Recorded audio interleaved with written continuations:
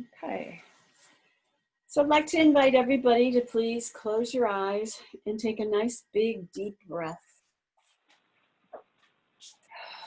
And then let it all go. I am here only to be truly helpful. I am here to represent him who sent me. I do not have to worry about what to say or what to do because he who sent me will direct me. I am content to be wherever he wishes, knowing he goes there with me, and I will be healed as I let him teach me to heal. Amen. All right, so last week at the end of the class, we had a conversation that had to do with lies, and we and I had a conversation going there, and I don't know where all it took us. But anyways, so I actually looked up a couple places where the Course refers to the concept of lies. And I'm going to read a couple of those. And if anybody wants to read along, we're going to go to text page 50, paragraph 5.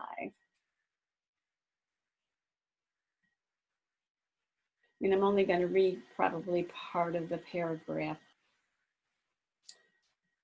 Okay, so the mind can make the belief in separation very real and very fearful, and this belief is the devil, in quotes. It is powerful, active, destructive, and clearly in opposition to God because it literally denies his fatherhood. Look at your life and see what the devil has made. But realize this making will surely dissolve in the light of truth because its foundation is a lie. Your creation by God is the only foundation, capital F, that cannot be shaken because the light is in it. Your starting point is truth, and you must return to your beginning. Much has been seen since then, but nothing has really happened. Yourself is still in peace, even though your mind is in conflict. And I might as well just read the rest of it. You have not yet gone back far enough, and that is why you become so fearful. As you approach the beginning, you feel the fear of the destruction of your thought system upon you, as if it were the fear of death. There is no death, but there is a belief in death. So when this paragraph starts, it says, the mind can make a belief in separation very real, very fearful, and this belief is the devil.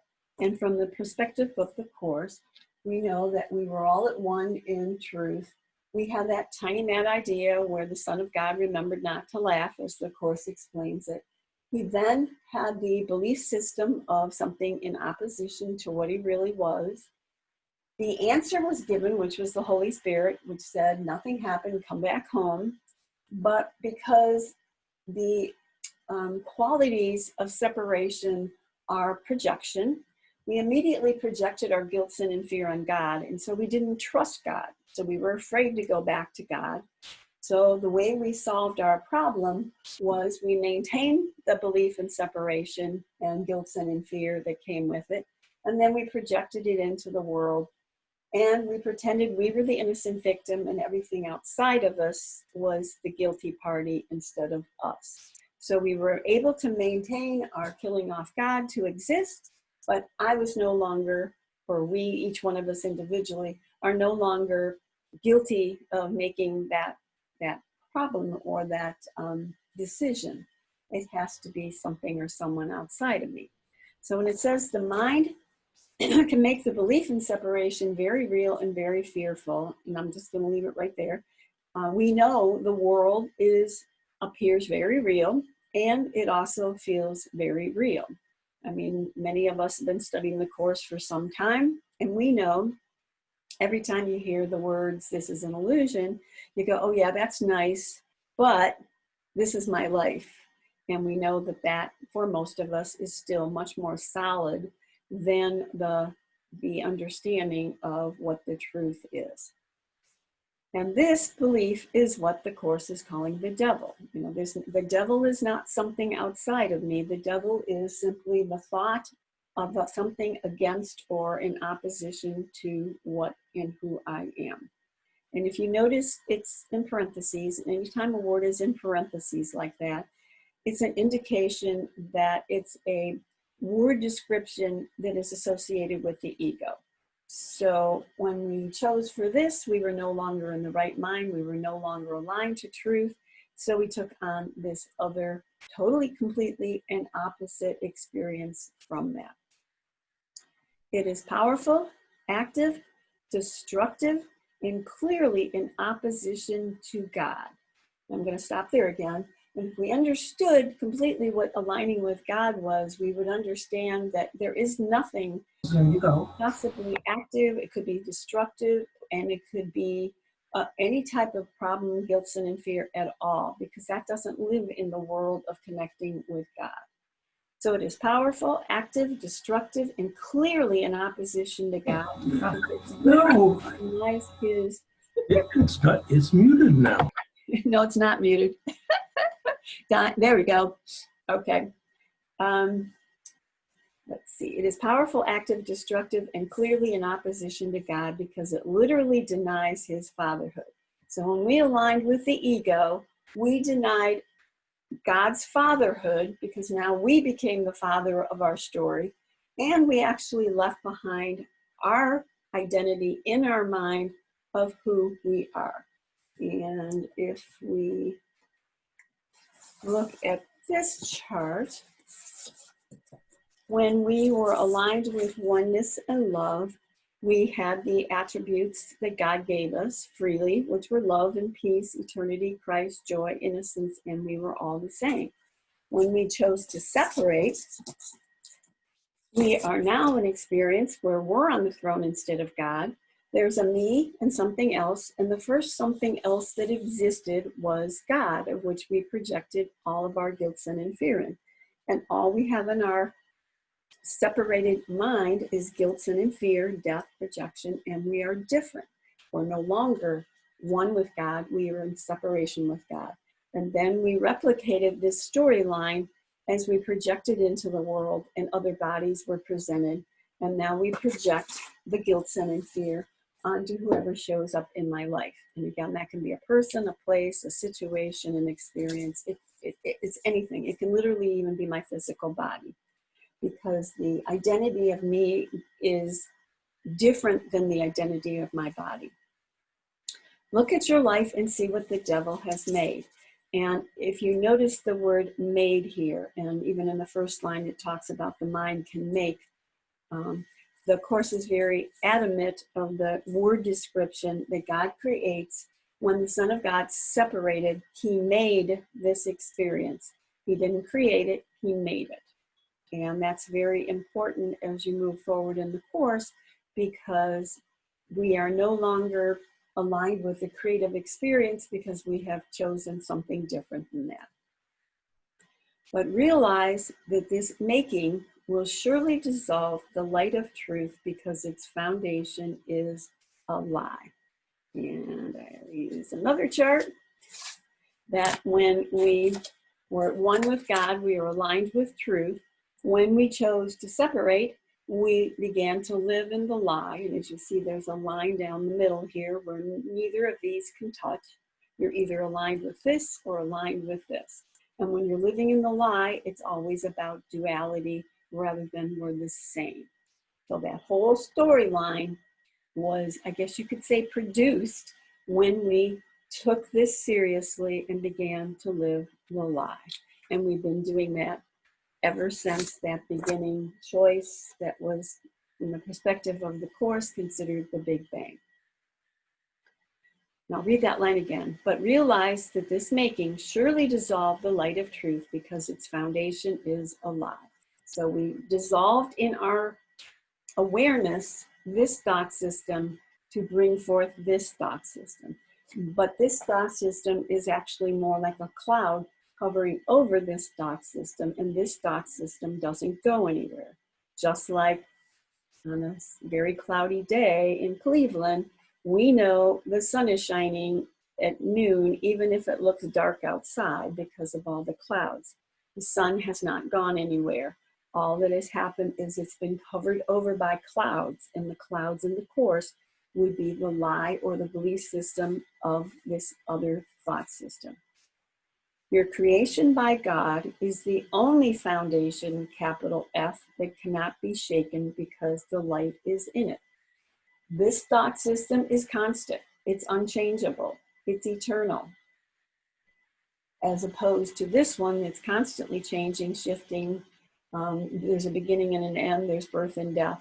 This one is eternity. And again, the foundation is capitalized in that paragraph. Your starting point is truth, and you must return to your beginning. This is our starting point.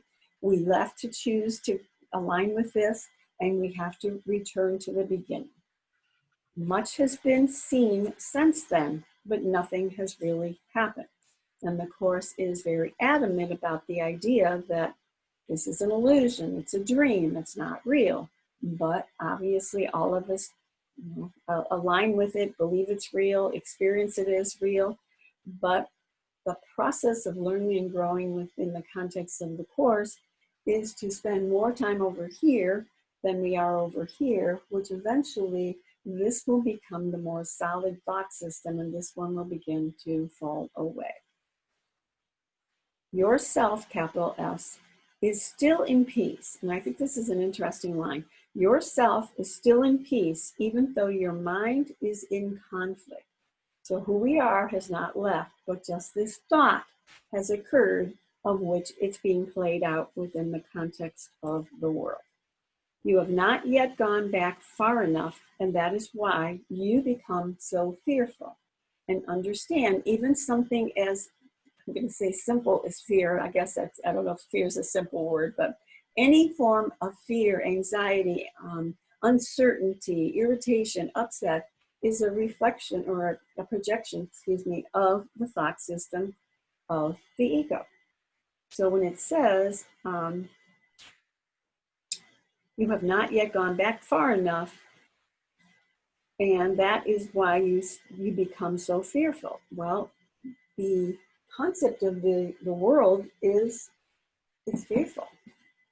So everything that we got from that beginning point gets projected into the world, just like when we align with oneness and wholeness, the reflection of that will come forth in our world. As you approach the beginning, you feel the fear of the destruction of your thought system upon you as if it were the fear of death. And that's why for many of us, most of us, probably all of us, walking the journey home, though it sounds like, oh, I'm walking home, this should be this wonderful, delightful experience. But oftentimes we are faced with the fear because we identify with our body and we think we are losing something instead of gaining something. There is no death, but there is a belief in death. And again, the fear comes as a result of the thought system of which we happen to be aligned with. And there's, I'm just going to share this little part for real quick, where it says, there's a workbook lesson 323, where it says, I gladly make the sacrifice of faith. And again, that's in parentheses, and the Course really kind of poo-poos the concept of sacrifice. And in this particular workbook lesson, he's, I think, making light that we are going to allow fear to fall away. And that would be a good form of sacrifice versus the type of sacrifice we often play with in our world. So this is workbook 323. It's just a short paragraph I'm going to read. Here's the only sacrifice you ask of your beloved Son. You ask him to give up all suffering, all sense of loss and sadness, all anxiety and doubt, and freely let your love come streaming in to his awareness, healing him of pain, giving him your own eternal joy. Such is the sacrifice you ask of me, and one I gladly make, the only cost of restoration of your memory to me for the salvation of the world. So here's the only sacrifice you ask of your beloved Son. You ask him to give up all suffering, all sense of loss, sadness, all anxiety and doubt, and freely let your love come streaming into its awareness, healing him of pain and giving him your own eternal joy. The long sentence. So basically what he's saying is when you begin to drop this, you're going to let go of the suffering, the loss, the pain, the belief in separation, guilt, and fear. And that's what we're going to lose. We're not going to lose what we think we're going to lose. We're going to gain everything else instead. So he says, such is this sacrifice you ask of me, and one I gladly make, and the only cost of restoration of your memory to me for the salvation of the world. And think about this as any one of us begin to choose to align more and more with this, you become the salvation of the world. Because you're aligned with truth, and now you will automatically respond or reflect that love, that connection to this side of the chart, versus when you're here, you automatically project from the belief system of guilt, sin, and fear, separation, and kill or be killed. Does anybody have any comments in regard to any of that? I have a question. Sure. And actually, I'm sorry I missed the conversation last week because I went to the other Yeah. Okay. get together, but this relates in along with something else I've been wondering about, because the atonement prayer, it says, I do not feel guilty because Holy Spirit will undo all the consequences of my wrongdoing if I let him. And being new, I have, learned about karma and about the energy that thoughts, that creates an energy that does not get destroyed. And so I was trying to understand how the Course teaches about what happens when we are in the ego state and we do something or think something that is harmful to another. Right. And that's a good question. And certainly many people have been educated with the concept of karma and whatnot and so forth. And within the context of a separated experience, karma will get played out. But when you really come over here and you're done, karma just falls away, because the only purpose that karma provides, and may I also say the Course does not use the word karma. I'm just sharing this from previous experiences. But the only purpose of karma is its cause and effect. What you put out, you get the effect of. And, I'm sure most people are aware that it's not just the cause and effect from this lifetime that we're experiencing within the context of our life. It's literally the karma that's been put out since the beginning, Big Bang. So we will continue in that cycle, but the Course is kind of like overshadowing that whole experience of when you really align with truth, that just falls away. And you don't have to fulfill your requirements in the karma chain any longer when you just remember who you are. So could that also be that it doesn't come back to hit us over the head? It's not I think that there's so much guilt hanging down from other places that it becomes like a deterrent to even any kind of action. Like, oh my gosh, you better not do that because my karma will be terrible. I mean, it involves all your judgment and to get yourself all worked up about. And I guess that's the point of the Course, is it doesn't want us to get all worked up about what we did before, but get into the present moment. And I also wanted to just say something about the whole idea of the lie. Right. So according to the Course, if I have this right, it's only the one lie that makes us keep trying to It's only the one lie that we're trying to cope with and get away from. Correct. That we've separated. And so what the ego's doing is, and I'm asking, I guess, Right. the ego keeps, and I feel this, that the ego keeps trying to get to an approximation of the truth, but the words and concepts of the ego never really add up. Although you can add up the ego's approximate use, the way the world adds up to compensate for this destruction of your thought system. I just wrote all that. Does it make any sense? Kind of. Okay, just that because the words in the world is an approximation or a backwards kind of thing, but the way things add up is the way the world adds them up. There is truth and lies, but according to the Course, it's just that one lie that we keep trying to compensate for. Correct. And Okay. kind of going back to what Andrea said, as well as what Don commented about. Of course, workbook lesson number 5 says, I'm never upset for the reason I think. Okay, basically what that means is, within the context of this square, which is pretty much all most of us are aware of most of the time, is just what's going on in my life, my own personal life experiences. So let's say this person, tells me I'm stupid or whatever it is, and then I react to it and I get upset. Of course, we'd say that's not really why you're upset. Though this experience triggered that memory of guilt in your mind, that's really what's making you upset, is the reminder that I chose to separate from the love of God. Now, this is on a very subconscious level. As Mary Ann, I don't remember this. I'm not in contact with that, I guess you could say.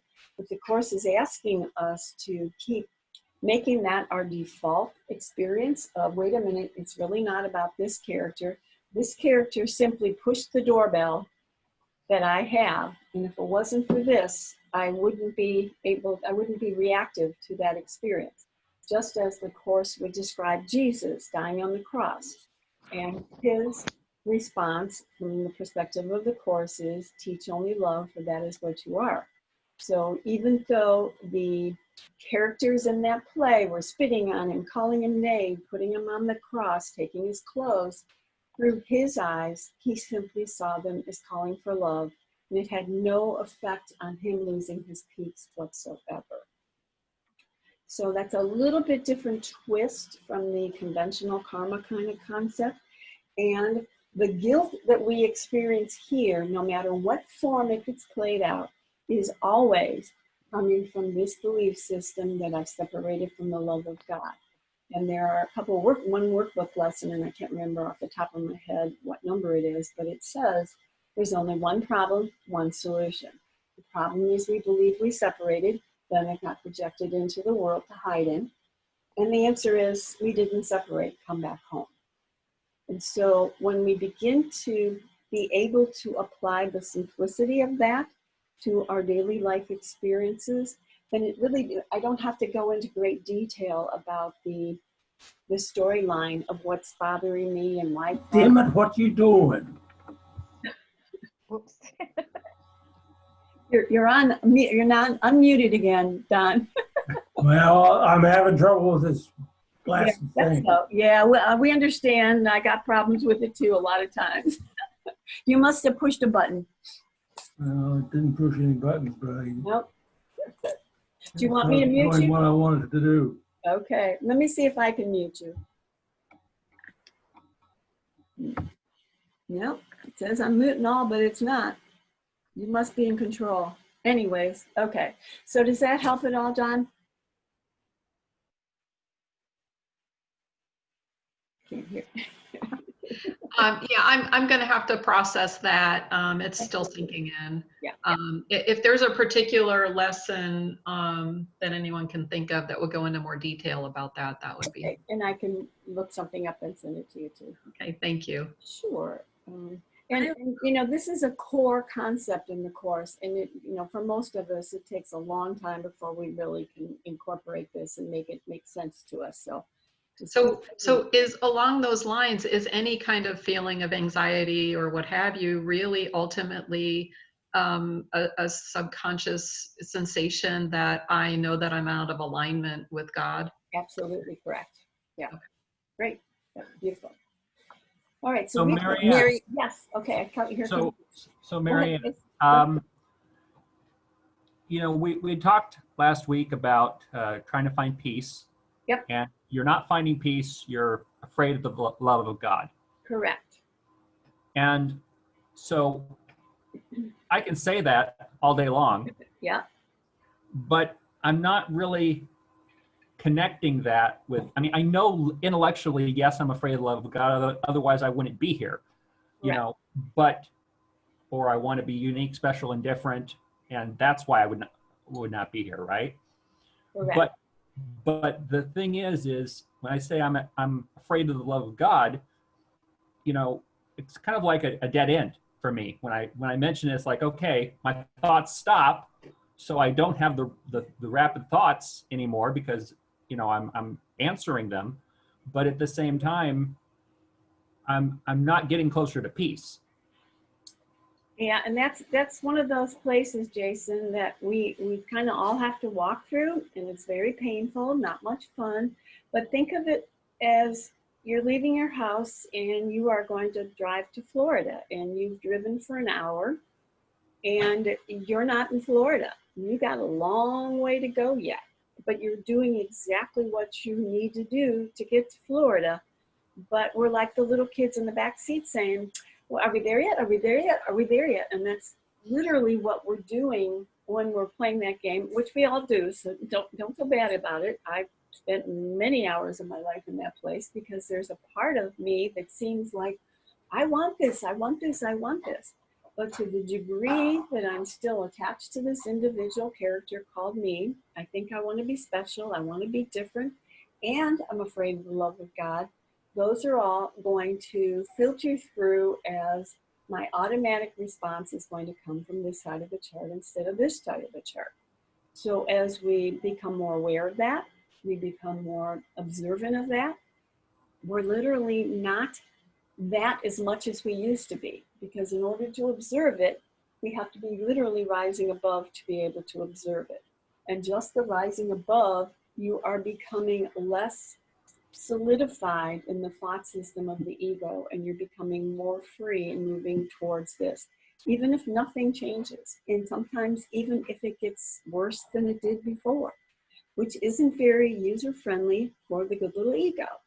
And this course is not a feel-good ego course. So it's a matter of continuing. One sec. It's a matter of continuing to do it and trusting that if I keep doing what he's asking me to do, eventually I'm going to see more and more reflection of love and less attachment to the ego. All right, now go whoever was saying I couldn't hear whose voice. It's Helene, Marianne. Oh, hi, Helene. Hi. So is this what he means in the first selection that you read when he says you haven't gone far enough? Yes. In other words, ideas leave not their source.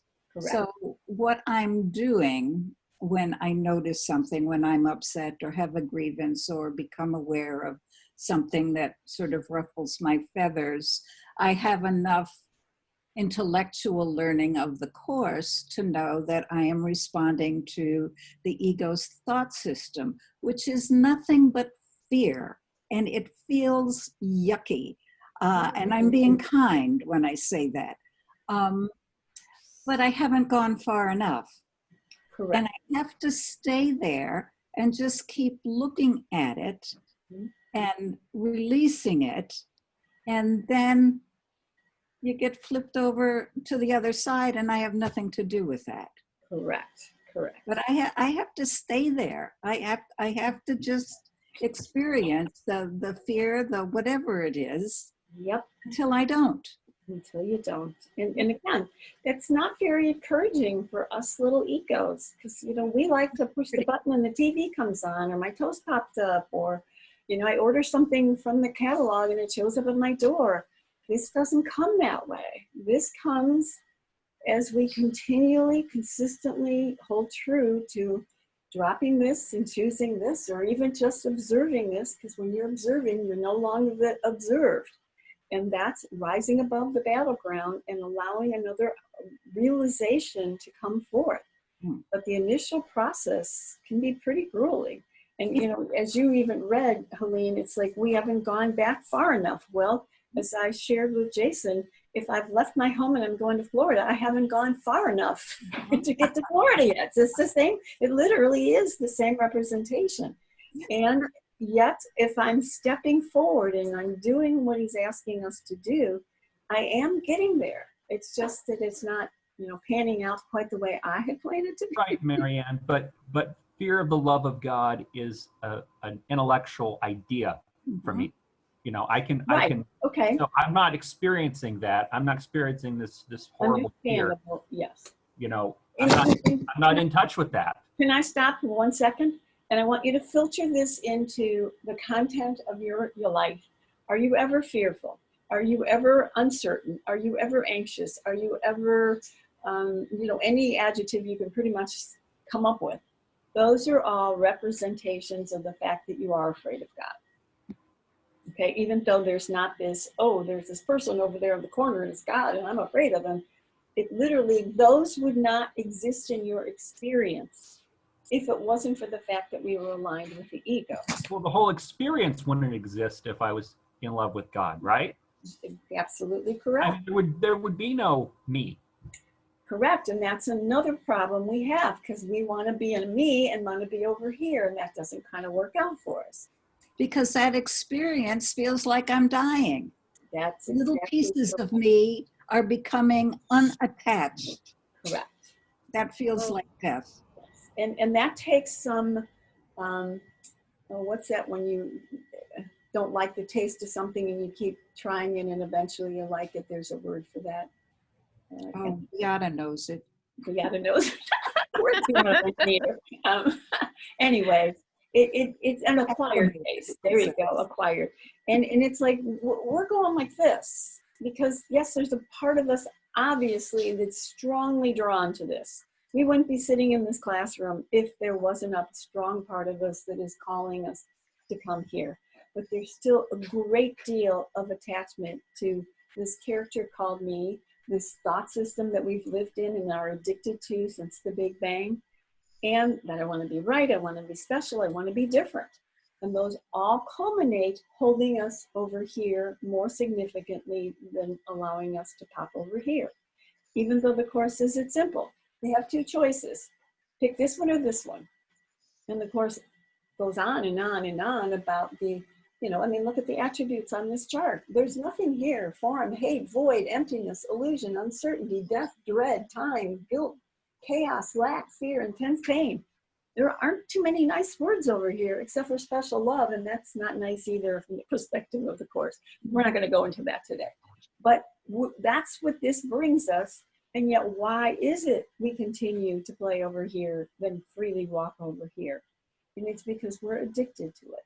And we all know if you have an addiction, that addiction runs you until you make the steps to move beyond the addiction. And that takes time. It's a process. It's not an overnight experience.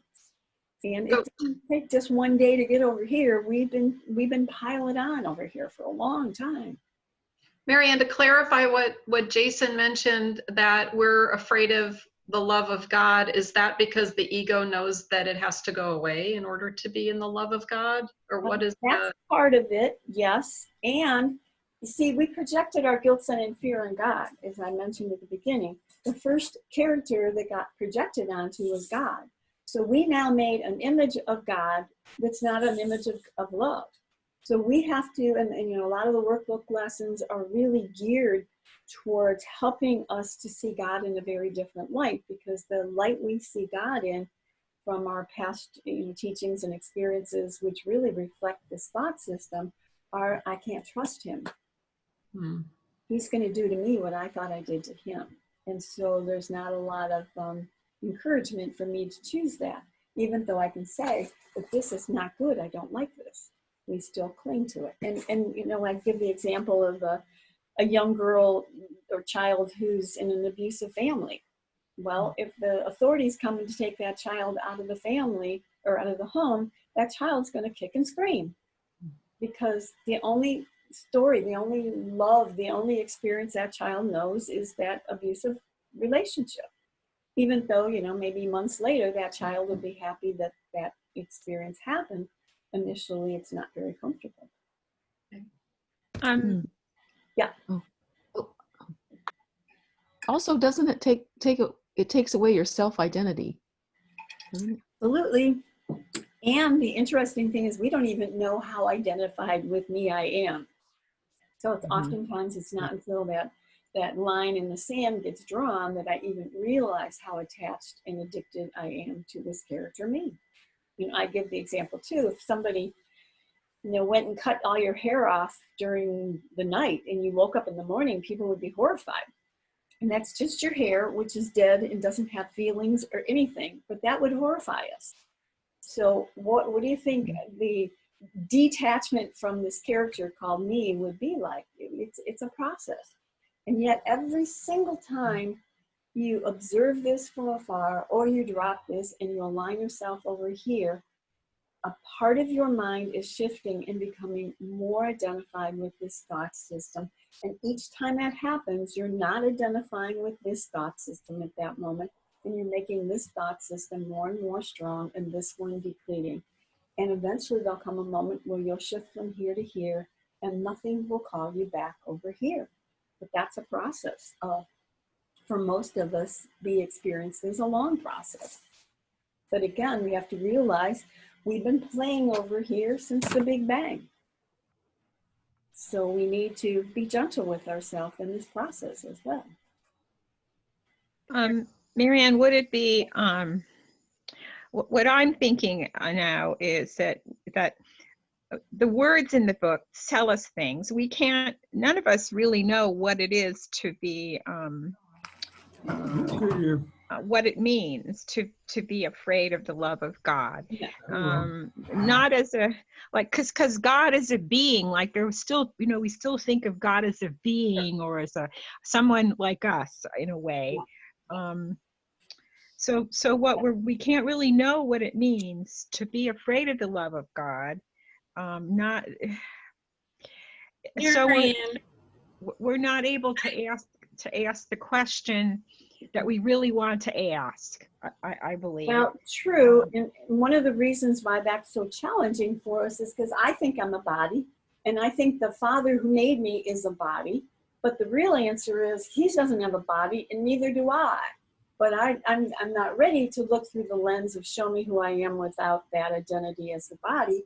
I want to find out the answer while I maintain my bodiness, and that's not the way it usually works out. Rose, you have something. Right. So what we're... Go ahead, Andrea. Go ahead, Andrea. We're really thinking that that God. So really, what's going to free that is to ask for help for the first thing, and then to get the fact or the part that God is a facet of ourselves we don't want to look at, or that we're afraid. That's what we're afraid of. We're afraid of that facet of ourselves that has come up in our mind to be healed. So it's, I guess it's, you know, when we're taking the words as themselves, it sounds ludicrous. You can't even really wrap your head around how you could be afraid, because you don't want to be afraid of God. But it's the part of ourselves that we don't want to look at. It is what we're afraid of. It is that God within us that we don't want to look at that way. That's true as well. Okay. And you know, that's the challenge of this course. As I mentioned a few minutes ago, there's a huge, strong part of ourselves, probably on a subconscious level as well, that is being pulled and drawn to this, okay? And yet the intellectual body image concept of me is still very addicted to this. And so that draw is actually great, because if it was just me trying to plan this, I probably would never go there. because, you know, I'm not ready to do this, but something within us is calling this, you know, calling us here. And, you know, once Ken used to say that it's not the words on the page that draw us to this, it's the love behind the words. So for whatever reason, we are looking for love in a higher way than what the world has offered us. And, you know, this is one way that is being expressed. Okay, I think, Rose, you had something? Well, what I was going to say was, the Course tells us we don't need to get in touch with that fear of God. I see reflections of it all the time. A cop behind me, he may not even be after me, but, you know, his lights are going, my heart starts racing. I mean, it's the authority problem. I've had, you know, walk out in the park with a friend every night, and, you know, I hear a noise and I jump. You know, I've had the awareness something's out to get me. Mm-hmm.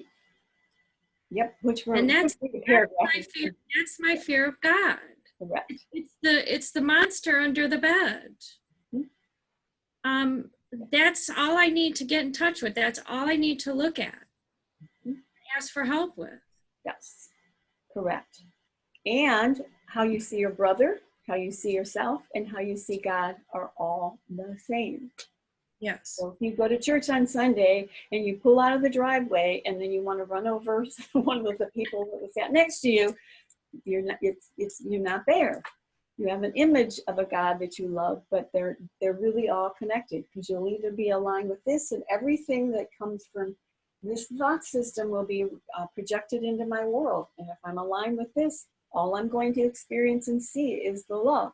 Now, again, I mentioned earlier about Jesus dying on the cross. His body could physically have been dying on the cross. So it's not about what happens in the world. It's where our mind is when we experience whatever's happening in the world. And go ahead. I have basically two choices here, how I see the world. I can see it as a hostile place, or I can see it as a friendly place. And I've been looking at that and how often the hostility is where I'm coming from. Seeing the world as fearful, terrifying, you know, hateful, whatever that is, you know, whether it's the cop behind me or the button that doesn't work on my computer. You know, that's the enemy. Yes. I do have another choice. Yep. And you know, as we read in that paragraph, that's the devil. That's the reflection of the devil. And you know, you said as you're observing, and good point, observing, you're looking at what's going on. And what are you seeing? You're seeing this. And of course you would see this, because if our mind is aligned with the ego, we are automatically going to see that in the world. And what this is asking us to do is begin, to the best of our ability, to look at it and become aware of course that's what I'm going to see in the world. And then, okay, Holy Spirit, I want to see how you see this experience, because I'm tired of this one. But I would be very honest with your approach to observing this, and really, you know, get out a notebook and tell them all the things you're seeing and how it's being experienced by your experience. And become very aware of that's the projection of this in my mind, of which I'm not aware of until I start looking. And it's the observing, because again, you're either up here, and there's a dot up here, you're either observing the character or you are the character. When you are the character, you're going to be bouncing back and forth in here and being affected by everything that comes down the pipe. Or when you step up and begin to observe the character within the play, almost like as though you were sitting in the theater, sitting next to Jesus, holding his hand, and you're watching the film go by, of which one of the characters happens to be me. Now, again, that takes some practice, because that's just not our natural flow of living on planet Earth. But as we do that more and more, I'm not the me, I'm the observer of the me. So I'm no longer as attached to this character. And the more we become less attached to the character, the more we become aligned with what truth is. Okay, we have a new person on the call, so I just want to say hello. Renee, hello. Are you still there? Maybe not. Is she there? Well, maybe we lost her before we found her. Oh, well. So anyways, yes, did you have something else, Rose? No, I was just gonna go back to what Dawn was asking about karma. Okay. I always had a belief in that too. Sure. And of course came along. And I'm the cause and the effect. Mm-hmm. Not Rose, but the mind.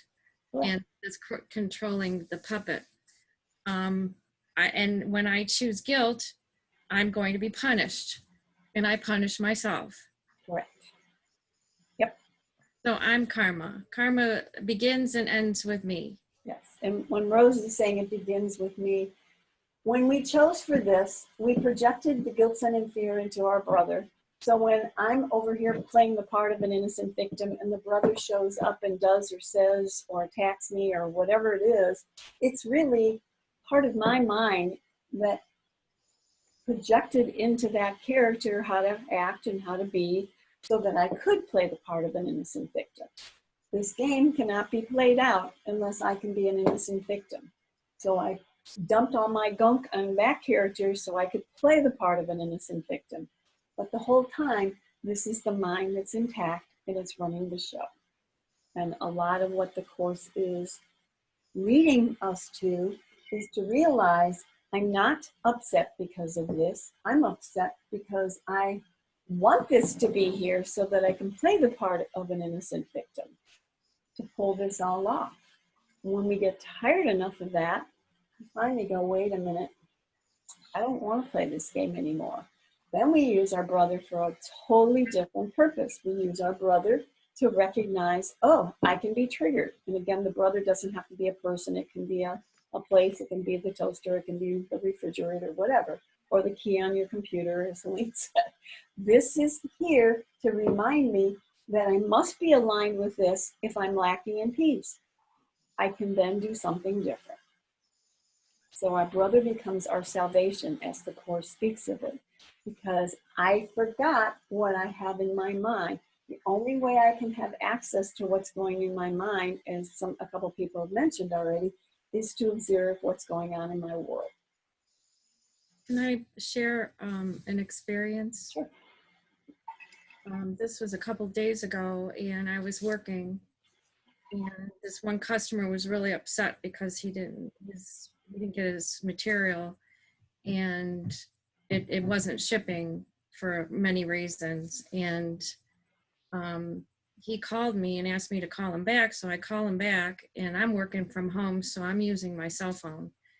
And he started texting me and then sending me emails. Where's my material? I need this right away. And when he started texting me, I immediately became upset. And the thought that popped up in my head was, I'm being harassed. I'm being harassed. I got to do something about this. And I call the sales rep, and, he, took care of most of it. But this guy in the meantime was still texting me. And I caught the thought, yes, this is great. Excitement, I want this. This is great.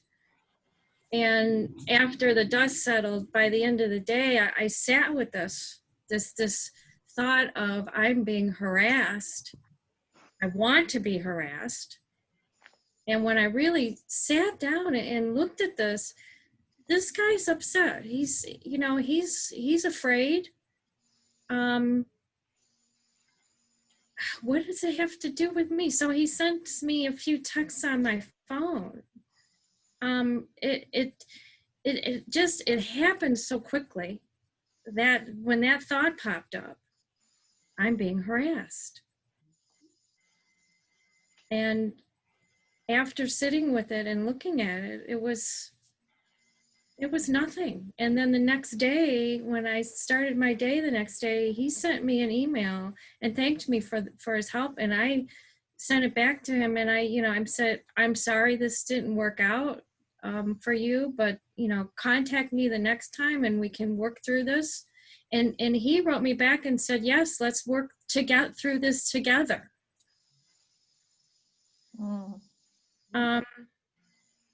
Just it's just incredible, the whole process of it.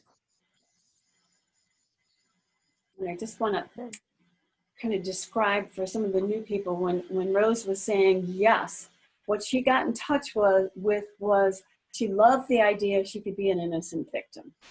Okay, we live and breathe to be an innocent victim. This whole game cannot be played out without me being an innocent victim. So despite the fact that Marianne doesn't think she wants perpetrators, in order to continue to make this real, I have to have my perpetrators in my life. So on some level, on a very subconscious level, I wait with bated breath for them to show up. So Rose just got to peek under the covers a little bit and recognize, yes, here they are. And that also makes us feel terribly alive. And since part of the problem of this whole process is I want to feel alive, and I'm not comfortable dropping that experience of being me. But the more we can observe that, the more we can become aware that that game is being played out in the process of this, and we won't get duped by it quite as often, quite as frequently, and eventually we will embrace the idea of, well, thank goodness I don't have to be me anymore in that respect. So cool. And again, I'm going to read what I read a few minutes ago when Jesus is saying, I gladly make the sacrifice of fear. So in other words, I'm willing to let go of fear. And the results of that is giving up suffering, all sense of loss, sadness, anxiety, doubt, and freely letting your love come streaming in. Well, that's what happens when we're willing to drop this for a moment. And we're only asked to drop it for a moment. We're not asked to jump in the pool and never come back. We're asked in a moment, am I ready to allow an opening to let him fill that gap or not? And sometimes it's enough. If we're too afraid, dropping this is not for, to the best of my ability at this time. But as we keep practicing the course, there will be moments when that opening occurs and we will gladly let it go. And I think Helene might have said this, I'm not sure, that we begin this process by a very intellectual understanding of the course. And that takes a long time to grasp. But eventually the more intellectual aspect starts to get kind of a good foundation. And then it's learning how to live those experiences and then bring it to an experiential awareness. And that's a whole nother layer. But without the intellectual part, we probably wouldn't get to that. But again, we need all those parts. May I? Yes. Sure. Go ahead. Oh, okay. I want to comment on the karma. Mm-hmm. And it reminds me being in the course and trying to mix a lot of different belief systems and that don't mix. Yeah. and being reminded that in this course, we're asked to question all of our values, and everything has to be looked at and eventually let go of. So because I also carried this thing about karma and the Eastern philosophies, and it just didn't mix. Right. Yeah. And I think in my experience anyways, obviously when we walk in the door of the course, we're going to walk in with all our baggage. It's impossible not, whether it's spiritual baggage or if it's, life baggage. That's, how we're going to walk in here. But in my experience, as I began to choose more and more, the old baggage began to just drop away, or the belief systems just didn't serve me any longer, and this Yeah. made no sense, and it fed me. And it's a very gentle process. I don't even know what happened, but you turn around like, oh my goodness, you know, an understanding comes. But the other thing that comes with this is, and for me that I've experienced, is this need to know and to hold on to, and looking at that, you know, constantly having to look at how tenacious, you know, it is. It is, yeah. Well, but I think we need to be extremely gentle with that as well, because our whole world is based on, I gotta know, man. And all of a sudden we're being told you don't have to know, just trust. And that's very foreign to most of us. And slowly, again, even with that, my need to be in control, or my need to think I know, will slowly start to just fall away as well, because we begin to trust the process more and more. And so we don't cling like we did before. Well, actually, the A Course of Miracles is a instant on karma. Well, yes, I guess you could say that. Right. Mhm. Yeah. And it's, How's that? it's really an undoing of karma instantly, maybe a better way to put it. Yeah, if you do it. Well, yeah, I mean, yeah, we can talk forever. It's what do I do in that moment? And that's what's going to, you know, be the proof of the pudding, I guess they say. Marianne? Yeah. I unfortunately have less than 5% left on my thing, so I'll probably be zooming out very soon. But did you say how I see God, myself, and others are the same? Yes, ma'am. Don't like that? Wow. I know. Because understand, this thought system begets this. In other words, the connection with love is going to reflect in everything in my world. Just as when I'm identified with the ego, everything I experience is going to project into the world. And the Course is very specific in the idea that we actually projected into the image of God, and the Course calls it the God of sickness. Because he's not this God, he's a God we've made up based on our belief system of guilt, sin, and fear. Thus the reason we hear of a God that's wrathful and this and that, and his personality changes, and some days he's nice and some days we better look out. The God of love is constant, eternal, doesn't shift, doesn't change, is completely and absolutely unconditional love. So if I'm looking through a lens other than unconditional love, the God I'm going to experience is a God that's not going to reflect of love. Nor am I going to see or feel myself that way, nor am I going to see my brother through that lens. I have on my street, my salvation is these little kids that live a couple doors down. There's like 7 or 8 little kids. And I have the thing, I have lollipops in my house. And so they would help themselves, but I can't say no or anything. So they sort of end up taking over the house. So they come in, and so lately I haven't bought any more lollipops. I figure once they ran out of them, you know, then that'll be one less, because I see them coming through the street and up my driveway, I get very stressful, because I don't know if they're going to come in and how long they're going to stay. And, you know, to them, they have all day. And, you know, and that's so like just this afternoon, they said, Miss Shelley, can I have a lollipop? But that's a good example. And it drives my fear, like Rose's story of her fear, and my fear are these little kids down the street. Well, Yes. that's legitimate. Well, it is legitimate, and you know, That's the real fear. Yep. And many of us have children, and we would say we love our children, but there's time we'd like to kill our children. So see, there isn't that constant, totally unconditional aspect running through our veins at this point yet. There will be, But right now, that's not the experience we have. And I sometimes give the example of, you know, the little sweet little old lady that bakes cookies every Saturday in the neighborhood, and everybody loves her. And she's always Miss Wonderful, aren't I great? Until the new person moves in and makes better cookies, and then the kids go to that house. So there's just always this, am I getting credit for my efforts? Do I shine more than somebody else?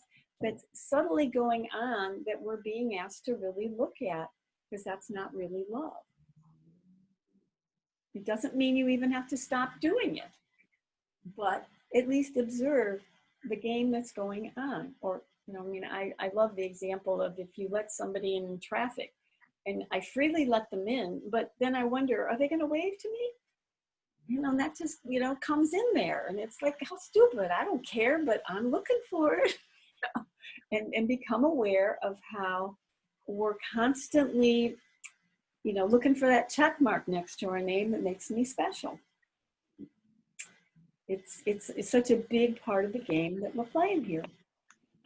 Thank you. That helps.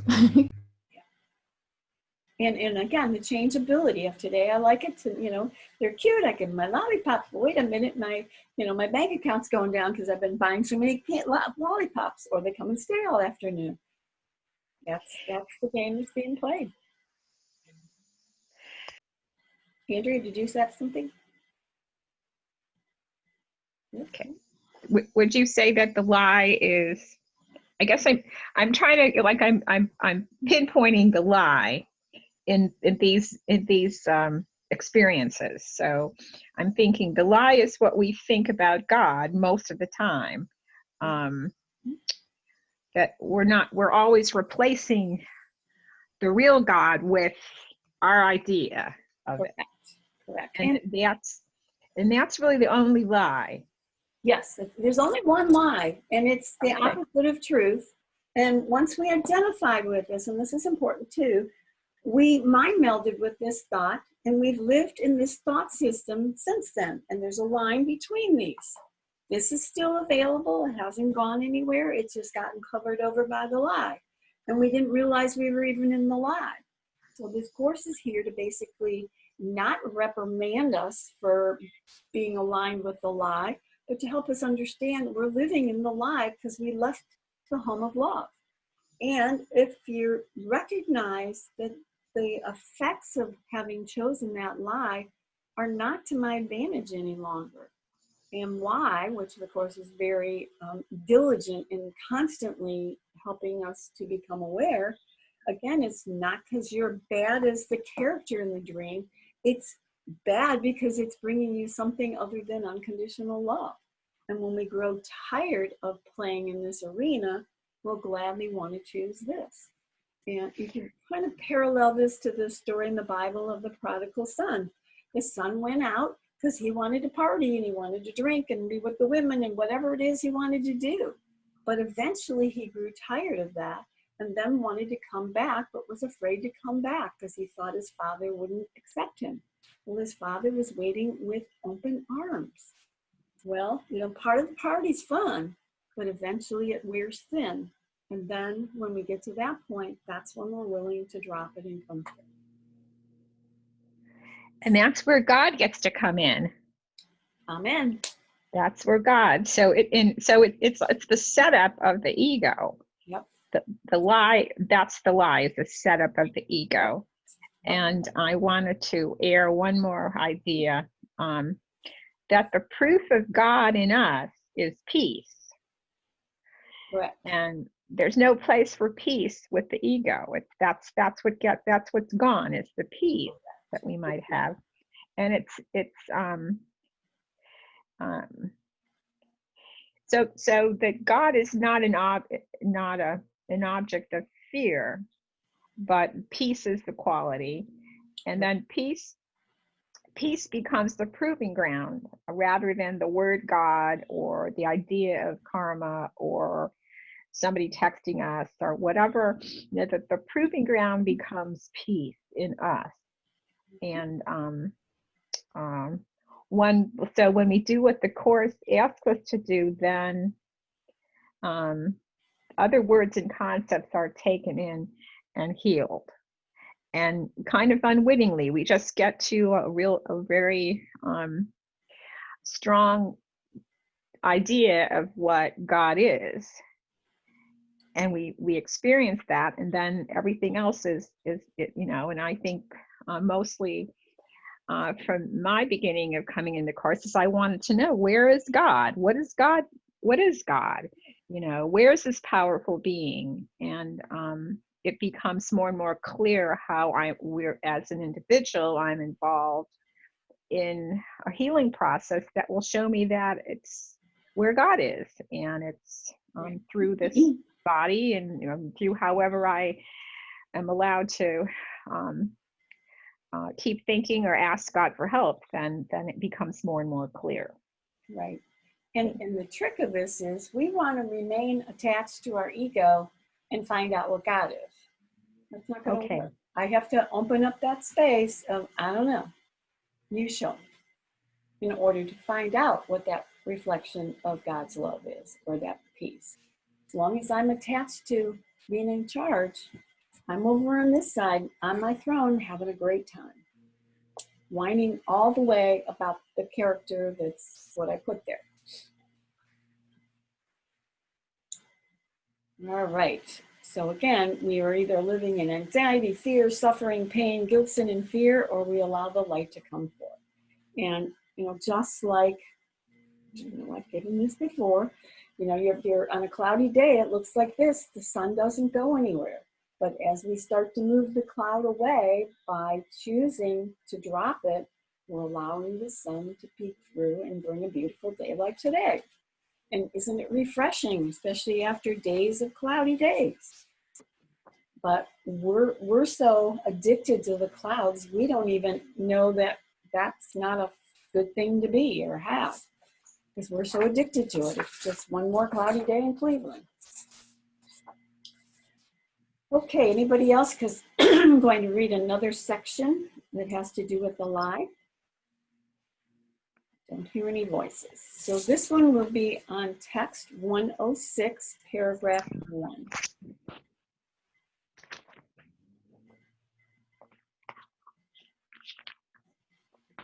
Which is actually kind of neat, because it's really going to feed into some of the conversations that we've already had.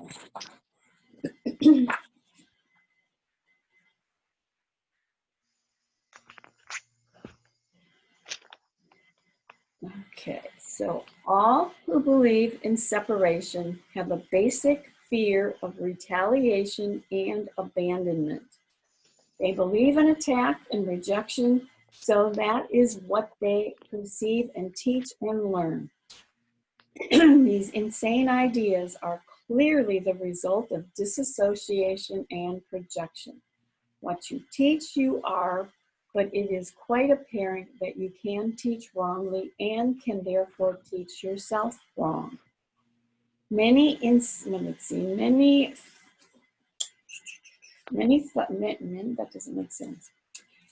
thought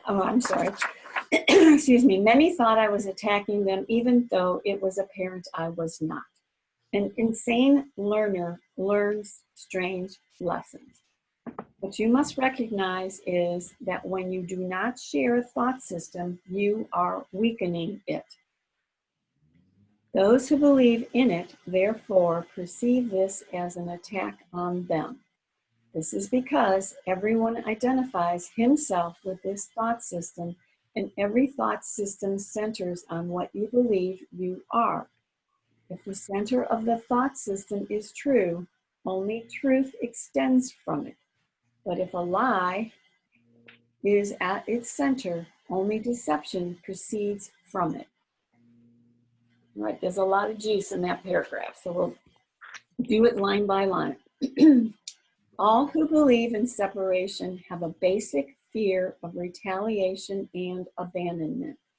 And I think Rose touched on this a little bit earlier, in the idea of when we align with the separated thought system, we are expecting the perpetrator to show up. And when it talks about, that would be the retaliation.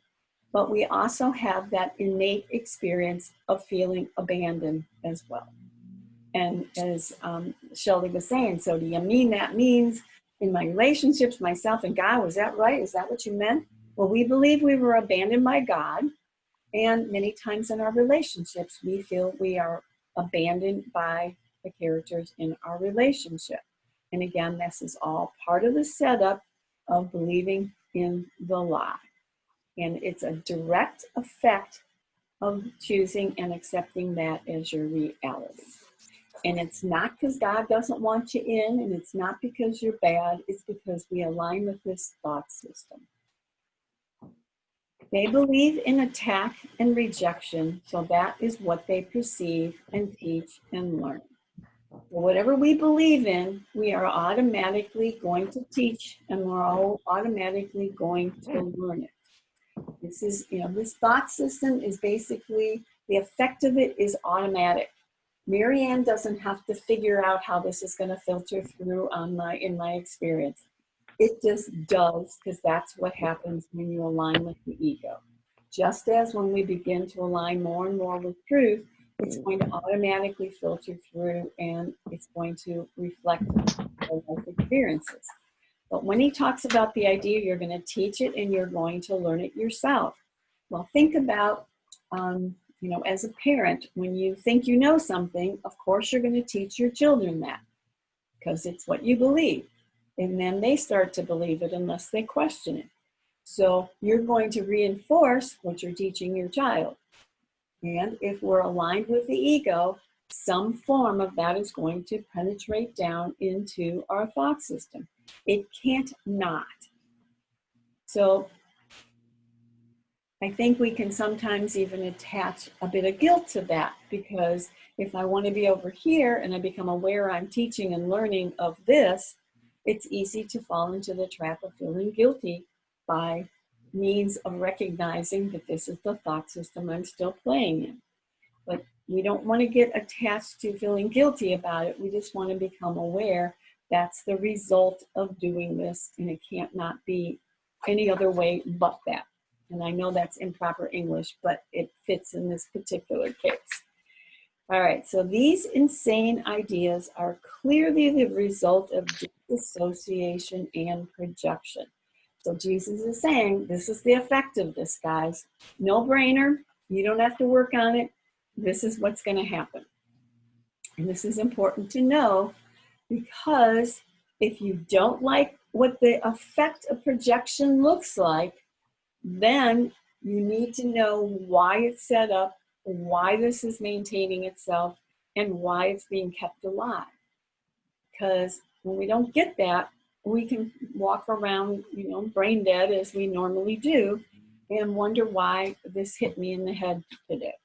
Well, it hit you in the head because we wanted it to hit you in the head, not as me, but as the thought system that requires guilt, sin, and fear to be projected into a world of which I see it. And as this talks about the idea, I'm going to experience it as retaliation. I'm going to see something outside of me trying to get me. Well, that comes as an effect of the choice, not as an effect of them. Jesus did not see his perpetrators as retaliating. He saw them as simply as somebody calling for love. Now, that doesn't mean they didn't continue to do whatever they were doing, but it had no effect on who he was. And to me, that sounds like a good direction to walk in, and it sounds very freeing. All right, so what you teach, you are, but it is quite apparent that you can teach wrongly and can therefore teach yourself wrong. Well, when we align with the incorrect thought system, we're teaching ourselves wrongly all the time. Again, no brainer. It can't not be any other way.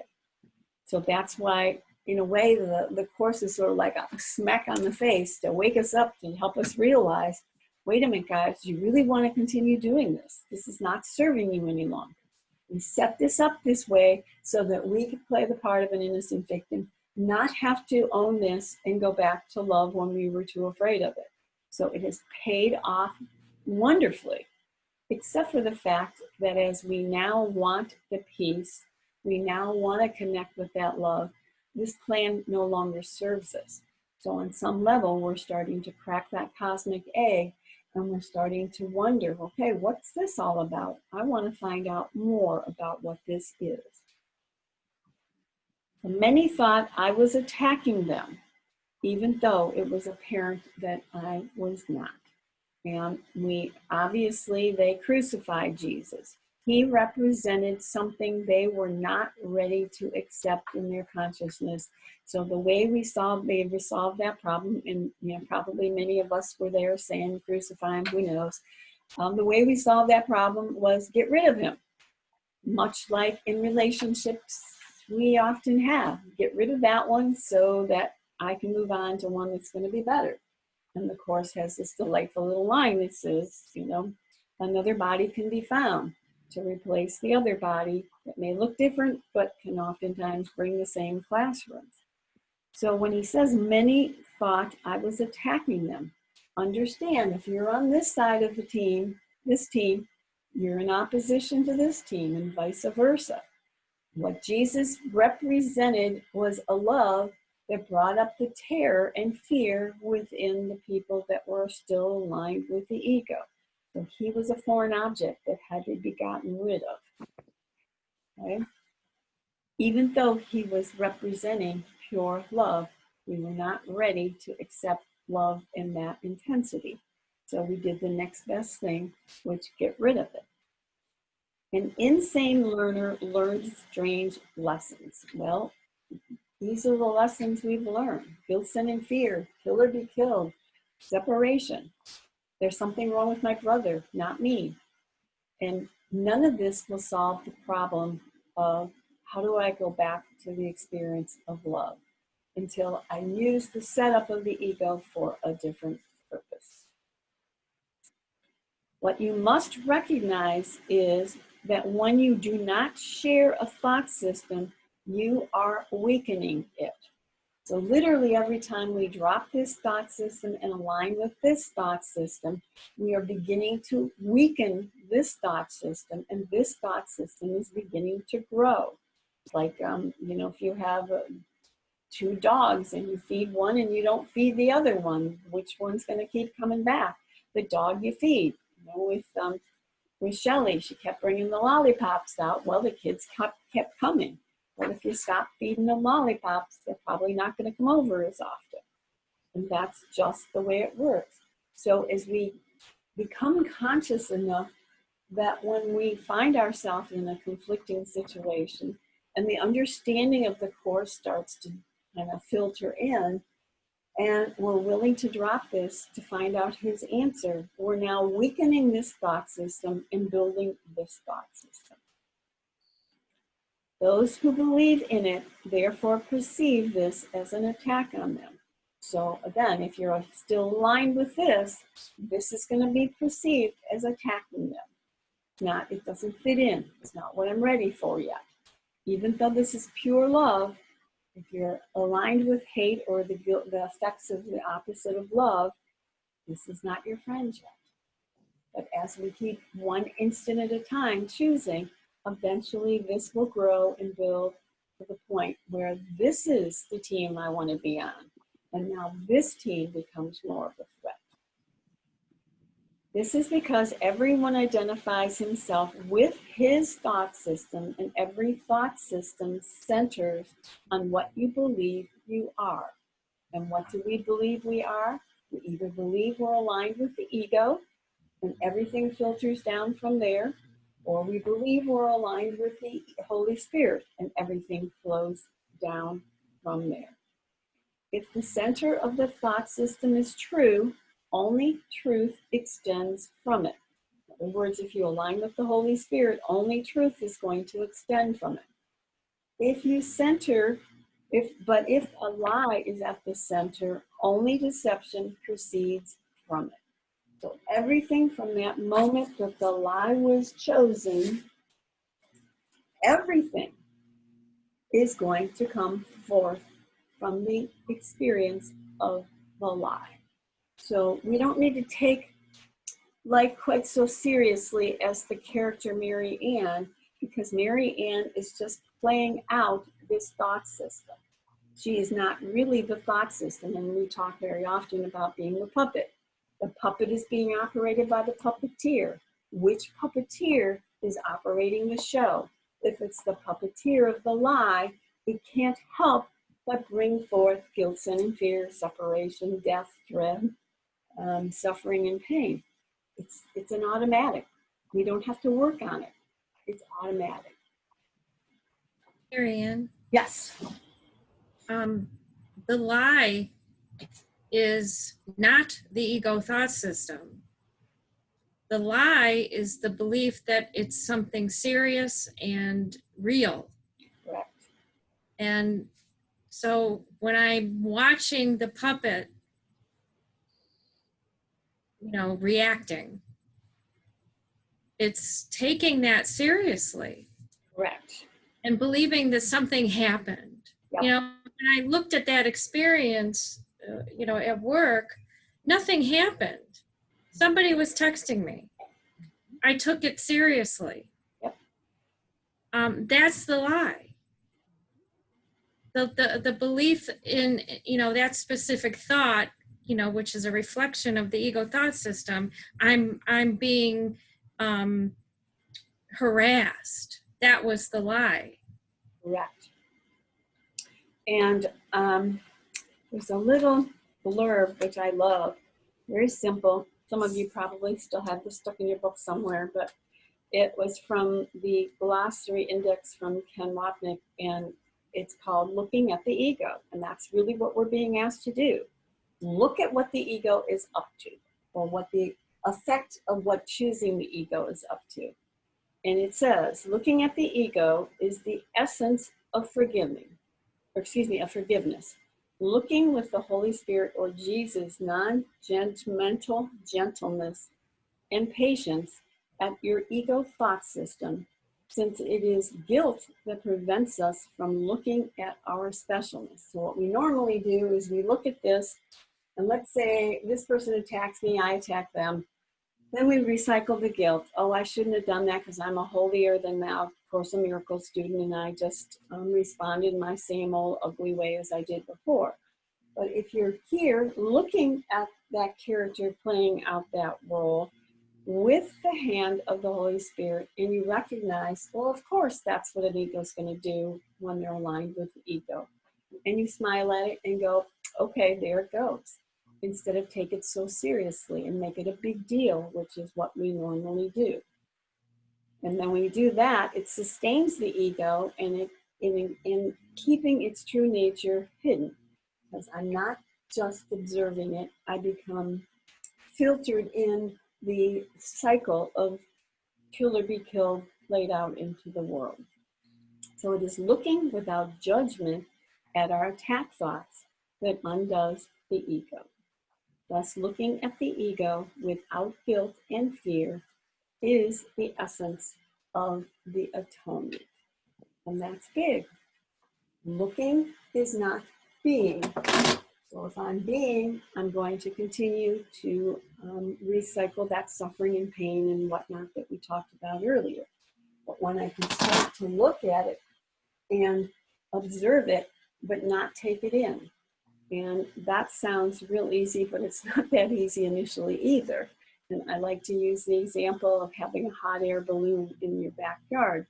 And it's laying on the ground and you start puffing air into it. And eventually it starts to form and now you have a hot air balloon, but it's still tied down in many places. Well, that's us observing the ego. We're still very attached to the ego. So we sort of observe it, but we're really still very connected to it. But eventually we'll start to cut all those ties, and then the hot air balloon will rise to the surface, where we will really just be looking at it with no judgment or condemnation and simply watch the play as it unfolds. And then it's no longer attached to the me. Question. Yes. So when I had that experience and I noticed the yes, I want this. Beautiful.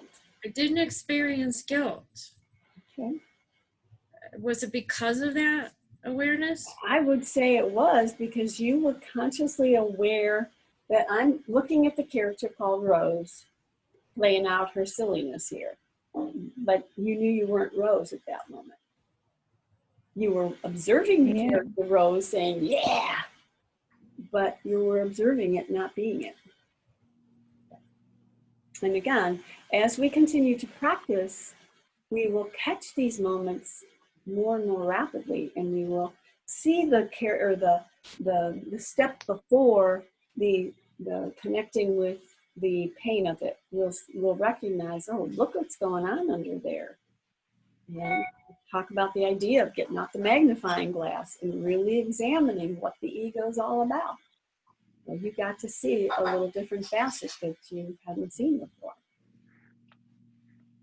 And it's all there. And like you said, it happens so quickly that we're in the mess most of the time, and we haven't got that connection with what set up the mess. But somewhere behind there is that, I got it. I won again. We love to win. I want to be right. You can kill that person, not necessarily physically, but in your mind, and win, that depletes that character. So I'm listening to Ken, talking about this aspect of, the I want this, and I just thought that, and he says that the pain that I experience, the guilt, whatever it is that I'm experiencing, covers that yes. So that's why I didn't have any pain from this experience. I didn't experience guilt. It was just, looking at it and seeing, oh, this guy's afraid, just like I am. Right. And that's exactly what begins to happen as we rise above the battleground. You begin to see Rose is in pain, but so is this person I'm encountering. And I mean, literally at times, tears will just fall from your eyes by the realization that person's he's not an idiot, or she's not an idiot. That's a person calling for love. And that's where you really connect with that idea of the person's either calling for love or they're expressing love. But either way, the answer is love. And that, again, that takes some practice, and you've been asking for help a long time. And so those reflections start to come forth in little gifts like that, which are just beautiful. Yeah, I have to say, I ask for help a lot. I know you do. And I find that I do it a lot when I'm in a quote unquote good place. Just kind of filling my piggy bank. Yeah. I mean, think about it, guys. Because we always wait until we're like, oh my God, I can't stand this anymore, help me. And I certainly do that. But I find that when I'm doing it, when I'm, more on even keel, it's I don't know. I have no idea. It just seems to be working something. I really don't know. And think, you're either feeding this or you're feeding that. So any moment that you're feeding this, even if nothing traumatic is happening, you're feeding this, you're making this grow. And it's like, if you choose this, it's got to push out here and reflect in your world. Just like when you're choosing this, it's going to push out into the world, and you're going to experience the dualistic experience. You got to see your brother as the same as you. And that, again, is a result of the choices we're making. So the more we continue to make this choice, the more you're going to begin to have more reflection. Unfortunately, this isn't I choose and then I get to see the results immediately necessarily. Sometimes that works, sometimes it doesn't. But we're continually being asked to drop the lie and choose for the truth. And it's a practice, he calls this a course. I mean, what more appropriate name? Because everything we've ever learned is a building on one thing to another thing to another thing. You're exercising your freedom. You're exercising your freedom. I could see you out there doing your calisthenics, Rose, about, well, okay, Jesus, where are we? Come on, let's keep this up good now. And anyway, it just made me think of you taking a walk or go, anything to keep yourself moving and whole. So thank you. That's a great story. Yep. And keep remembering a part of Rose, and I'm not picking on Rose because we all do this, of that yes, is I'm better than you are. I'm more valuable than you are. I'm right opposing what you are. And that's a dualistic thought system. That's a thought system that can only come from here. Because the dualistic thought system doesn't live over here. Yeah, there might be two characters, but we recognize them as the same instead of different. And ultimately, we are all calling for love unless we are aligned wholly with love. So we need to actually even offer this to ourselves.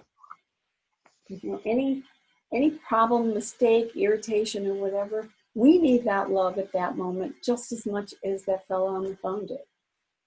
And I think we talk oftentimes in relationship to other people, but we need to practice it in relationship to ourselves as well.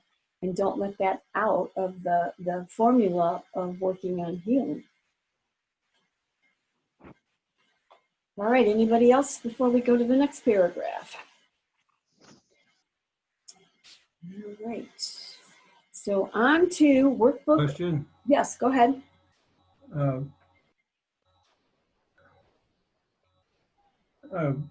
You still hear me? I can. If there's no future and past in the In the Holy Spirit? in the Holy Spirit, right? Correct. And the only place you The can script has been written, and I remember reading in the text that we have already, everything has already happened. It's Correct. going to happen. Yep. And that one line that we read, which I don't remember actually reading it before, I'm sure I have, but the one, I can't remember where it is here. Something to the effect of our self is here, but our thought system is here. So as you said, it's already taken place, but we keep clinging to it. And Yes. that's what keeps us here, yes. And Jesus in the Course talks about when the crucifixion, he was over here and he brought us with him. But we haven't caught up in our own individual aspect of it because we don't believe it yet ourselves. Okay. But the answer is available absolutely anytime we're ready for it. But I have to be willing to drop my investment in the dualistic concepts. Because duality doesn't live in oneness, and vice versa. Okay, so we're going to move to workbook number 319, a little paragraph there.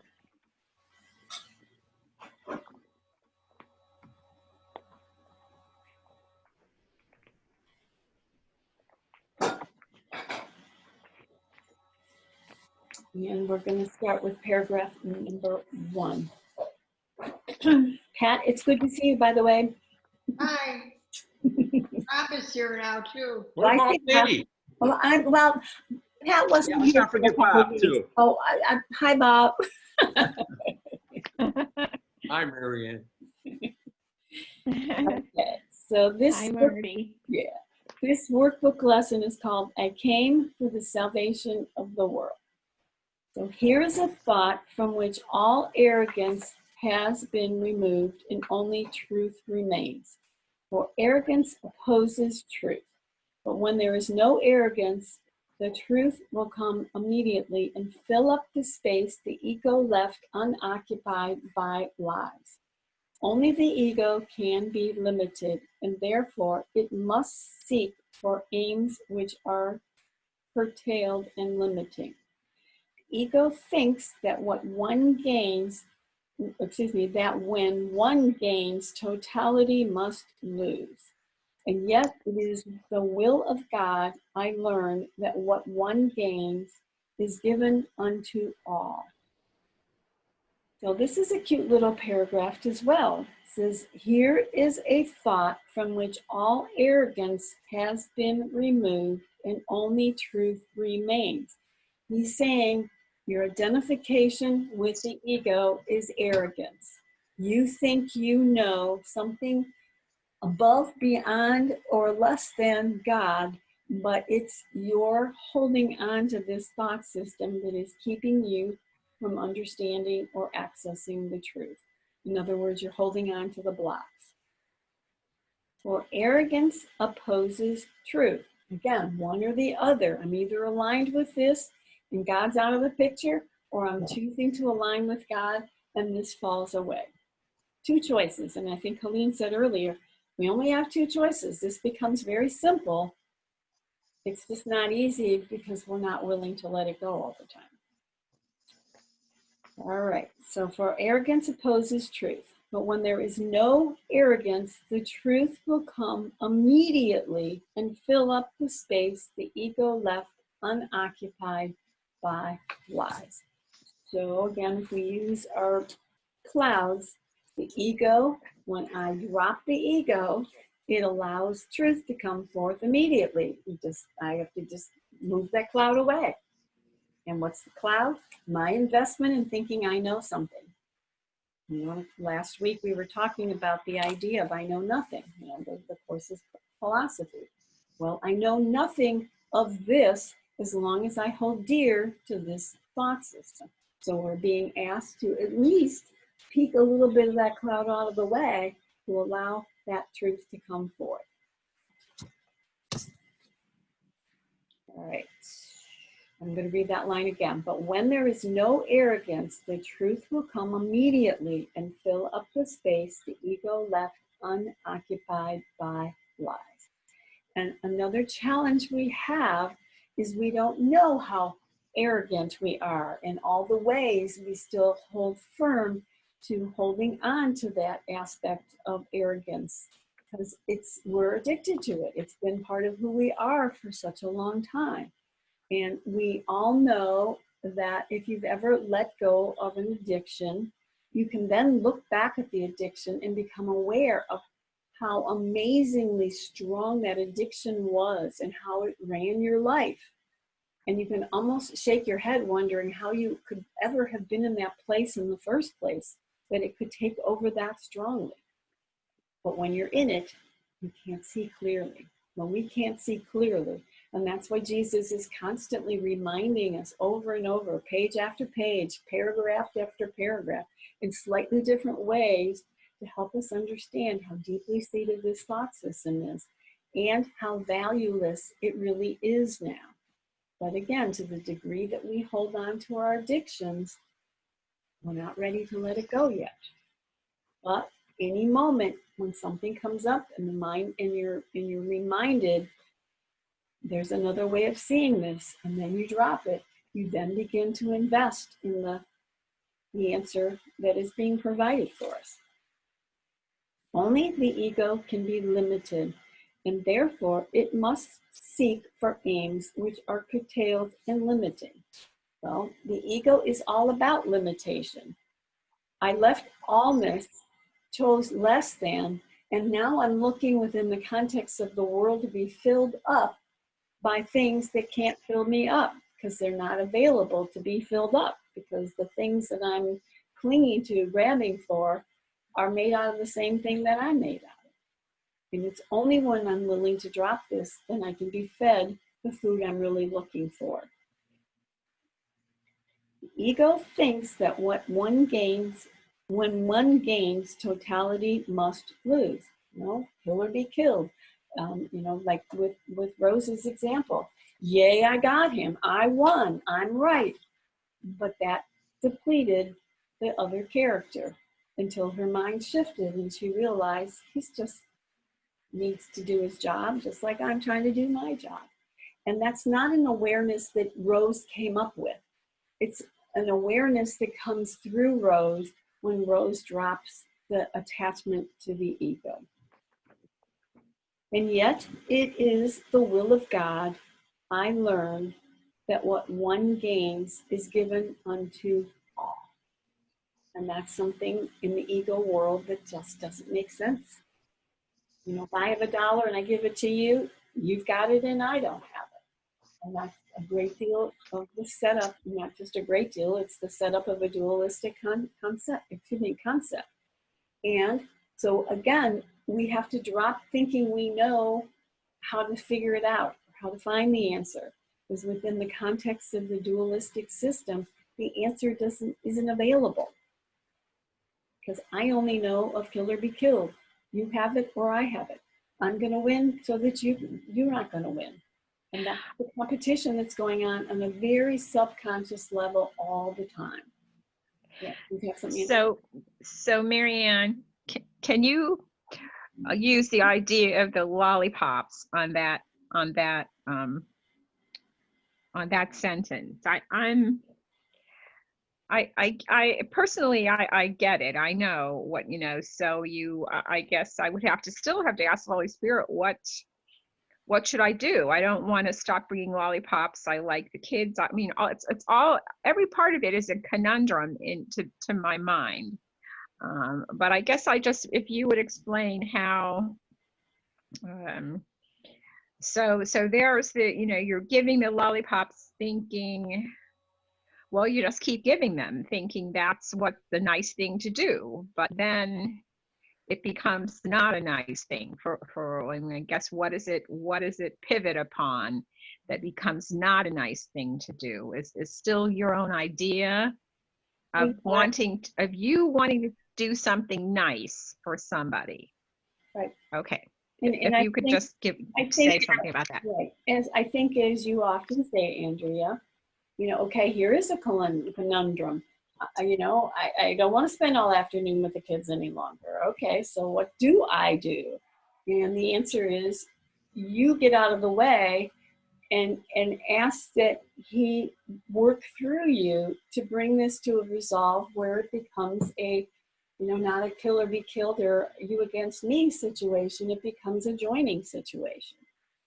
And, until that kicks in, I guess you can say, we have to do the best we can to live in the world. And, maybe you could say to the kids, you can come in for 15 minutes and I got to go somewhere. But you want to keep doing it through this process because this isn't about you solving the problem. It's about you getting out of the way of the seeming problem to a place where problems don't exist. And that's, again, very foreign for most of us to, allow that experience to happen. Because, I'm probably, and oftentimes what has happened in the past in the group is somebody will present an issue like that, and 10 people in the group will tell them how they would solve it, which is, kind and sweet and whatever, but that's not really what we're looking for. What we're looking for is, let me get out of the way in regard to this seeming conflict and let that love flow through instead of the dualistic storyline. Yeah, it's looking at the fact that I think little children coming to my house is a problem. Well, there's that. What am I believing about this? What am I, just the fact that I'm feeling uncomfortable or anxious or whatever Shelley had said, I would be looking at that. It's the same thing with the guy texting me. I think there's a problem here. I'm being harassed. Right. And there's so many there can be so many facets to the one single storyline. And for one person, the answer may look from one direction. Another person might see it from a different direction. But whatever, when we get out of the way, again, getting out of the way takes us to a different realm of experience where I don't have to figure out the way to solve the problem. Because it's never about the doing. Correct. What teacher I'm doing it with. Mm-hmm. So it isn't about form. I don't have to figure anything out. Correct. But yet look at how the world is so extremely set up of I have to figure out which one of these is the best choice or the best answer. And unless I take the Holy Spirit with me wherever I go once I've made the choice, it's just going to recycle, come up again. because the problem hasn't been solved. It's just been manipulated to make it more comfortable for a little while longer. And that's tricky because sometimes it even turns out to be more favorable, but it doesn't solve the core problem that we'll really want to address to make it fall away. And as Ken is fond of saying, there is no hierarchy in illusions. You know, one illusion is as good as the other, no matter what importance I give it. And again, that well, and Ken says it, but it's in the course, by the way, just so you know. But yeah, I mean, how foreign is that to our world? I mean, what do you mean? There's no hierarchy of miracles. There's no hierarchy in the world. They're all the same. You're either at peace or you're not at peace. Well, what? Somebody just, robbed my bank, took my identity, and then I cracked my nail, and you're going to tell me both of those are the same? Not in this world, they're not. But in the world of you're either at peace or you're not in peace, whole different story. So it takes a little spiritual maturity to grow into that complete understanding, because it doesn't make sense from where most of us start.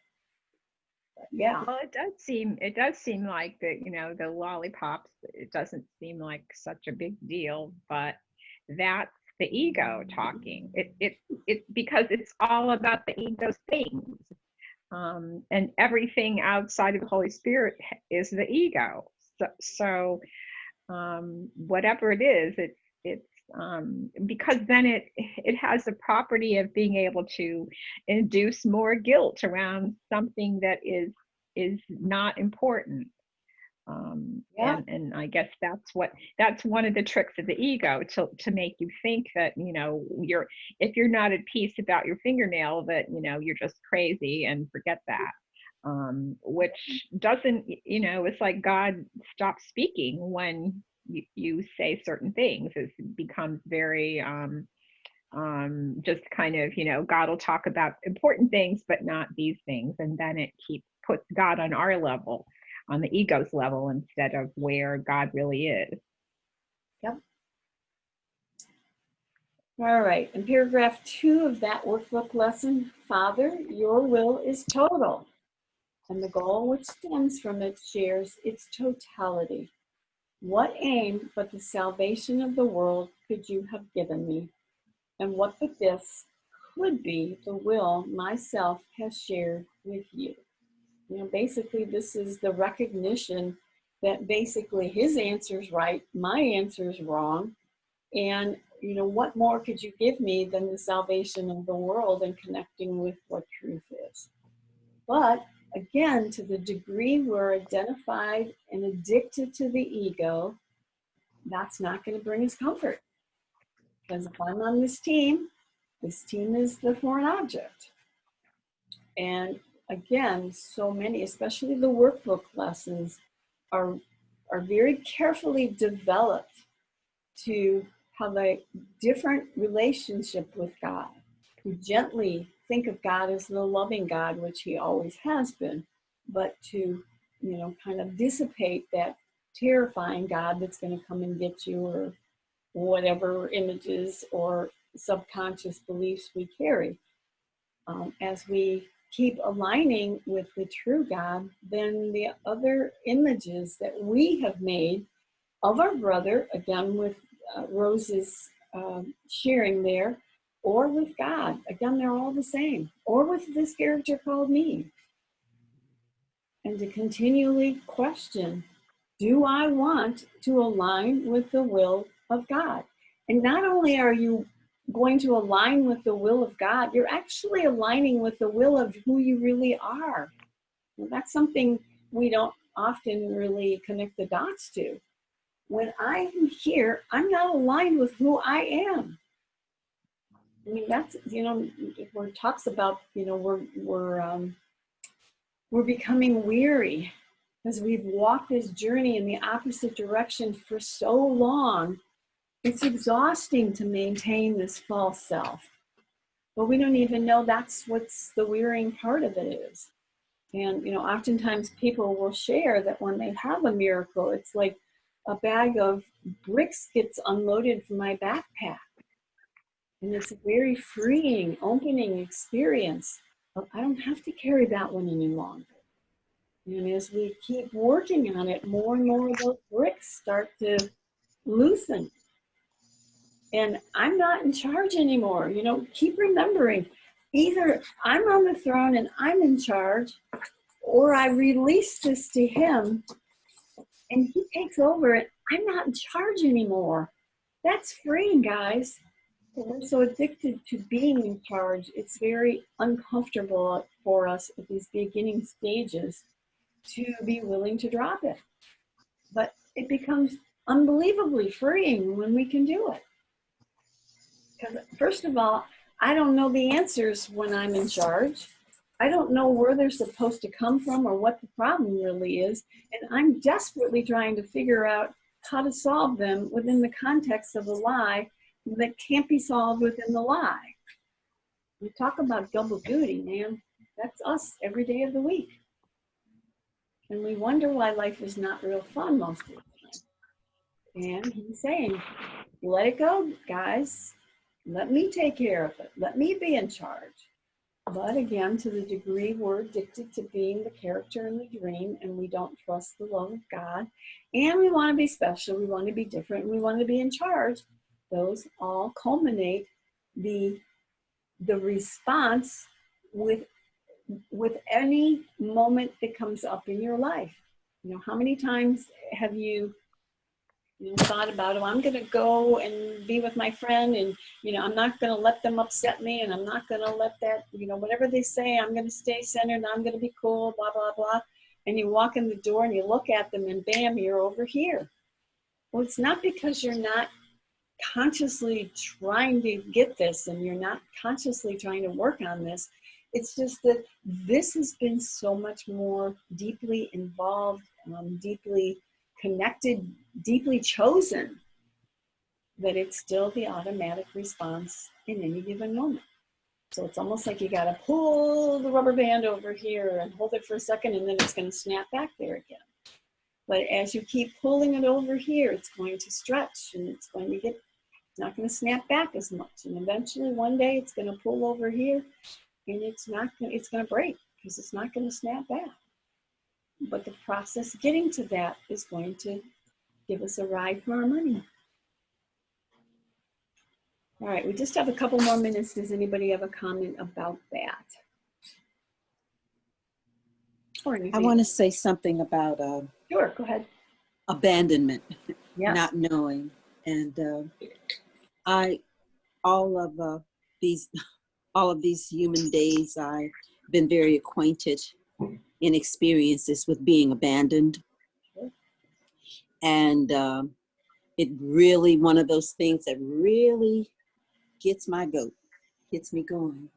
And just recently I was able, something settled to, it's just the pushing and pressure from it, and a quiet spell that allowed a looking at abandonment. And I looked it up, and it said, abandonment is a carefree freedom from constraint.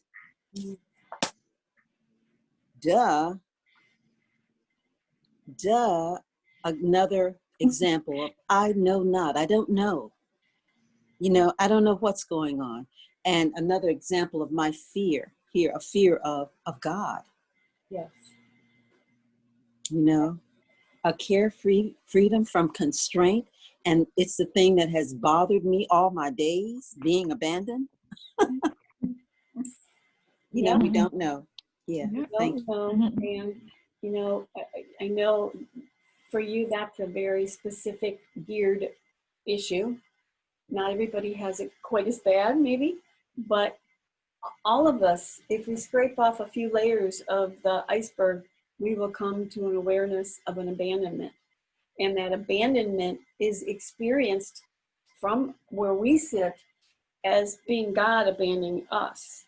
But that abandonment is really my choice. And just like you were saying, what you came up with there, this is really what I want. And I will take the experience of abandonment so that I can be on my own. That abandonment is, also can kind of manifest in the form of God allowed this to happen to me. Yeah. Well, but then that's putting, I am responsible for what I choose. I choose the experiences I have. You got to throw that prayer out if you're going to align with what you just said. And the Course, again, is trying to diligently bring us back to the awareness. God never kicked us out. God did not put the angels on all the doorways so that we could never get in. We freely chose to make that choice to separate. And, so if we're the ones that made that choice, the good news is we can make the choice to return. But I have to be. And I'm so used to that constraint, the addiction to the constraint, to my problems, I've also witnessed, have fiercely worried about something, and then it's alleviated or something happens, and nothing, it just switches to the next. Yeah. Yep. And that's the ego world. We have to understand if I solve a problem here, it's going to be replaced again by something, because the problem really isn't here. The problem is coming from the mind that believes in this. So until this gets resolved, something's going to pop in its place. It's a no-brainer. And if the ego's got a good one, like your experience of the abandonment one, it doesn't need to pop in a new one very often, because you got it covered with the abandonment one. But if we flip that around and recognize, okay, so abandonment is a huge issue for me. Every time any even inclination of abandonment shows up in my life, I can now use that to stop and go, wait a minute, show me who I am. So then take that wound, take that hook, and use that as your main practice of, okay, there it comes again. Wait a minute, hold it here. We're not going down that street. Holy Spirit, you show me that I'm love instead of abandonment. And then again, we use that wound as for a different purpose, to walk back home. And I appreciate what you were saying, and I asked myself, isn't that what I want? Isn't that what I'm saying I want? No. And looking at those contradictions. Yes. And again, the fear behind, as we read today, of letting go of what I think I am is evolved around that concept of death. And when I step over here, I feel like I'm dying. Well, I'm dying to the belief of what I am. I'm not really dying to the character I am. But that's all mixed up in there, and so it feels very threatening for us at this time. But as we keep working with it, the fear of it begins to dissipate. And what did I read about fear? Where was that one? I gladly make the sacrifice of fear. Yay! That can be our next GA, instead of what Rose was saying I got by other person. Now I can sacrifice that attachment to fear, because I don't want it any longer. I've got everything I want. Everything that happens to me is what I want. Absolutely. Unbeknownst to me, but now we're starting to catch on that I'm getting exactly what I want, because I want this thought system and I'm too afraid to choose this one. Right. And I'm not a victim. You're not a victim. I'm far from a victim. Right. And look, Bob and Pat are turning into the light. I see them there. Yeah. Yeah. Nice. Yeah. I think we'll end now. And as I usually do, I'll mute everybody. We'll say the prayer, and then I will open up if anybody wants to share anything else. All right, so everyone, please close your eyes, take a deep breath, and then let it all go. Forgive us our illusions, Father, and help us to accept our true relationship with you, in which there are no illusions and where none can ever enter. Our holiness is yours. What can there be in us that needs forgiveness when yours is perfect? The sleep of forgetfulness is only the unwillingness to remember your forgiveness and your love. Let us not wander into temptation, for the temptation of the Son of God is not your will. And let us receive only what you have given, and accept with this into the minds which you created and which you love. Amen. Thanks, So, Marianne, and thanks, everybody. have a wonderful, happy Halloween, whatever that means. And have a great week, and hopefully we'll see you next week. All right. Thank you. Bye. Bye. Take care, Marianne. Good. I'm so glad you're back, Pat, Yeah, thank you. and everybody else.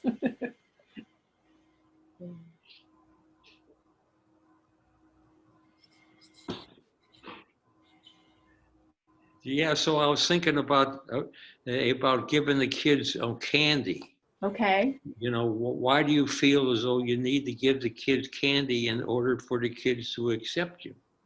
Sure. And then also, maybe the mother and father don't want their kids to have candy. Maybe it's ruining their supper and rotting their teeth. There you go. Eh? Well, but again, everything on this expression of the lie is going to have an opposite to it. Right, right. Everything. And again, in the process of practicing is to become more and more aware of that very thing. And you're not even necessarily change it, but just become aware. We live in a world that no matter how we do it, it's going to have an adverse other side because it's Right. a holistic storyline. Like if a dog is coming in my yard and I really don't like the dog in my yard, I sure as heck I'm not going to feed the dog. Correct. Because you know the dog's going to keep coming back. Correct. But that's exactly what we do by taking the thought system of the ego seriously, where we're literally feeding the thought system and inviting it to come back some more, unbeknownst to us. Right. Until we get a little smarter. Well, it's just really a habit too, like these habits that come up from, you know, years of maybe watching your parents do this a certain way and you took this on, or Yep. it's a habit of thought that doesn't, when it doesn't add up for us, then we look at it, then we ask for help. Right. Until it's a problem, you just keep giving the lollipops. You know, somebody will make a fuss or something, then it becomes a problem for yourself. It's the interesting part too. I mean, I guess you know, the parents probably don't want them to have all that stuff, but what's a lollipop? It's no big deal, and you know, until it is, and then it's a problem. And it's a problem like every other one. Right. What'd you say, John? I said, where's the problem that we see? Well, in your thinking, yeah, in your own, Well, from your own thinking about how it should be.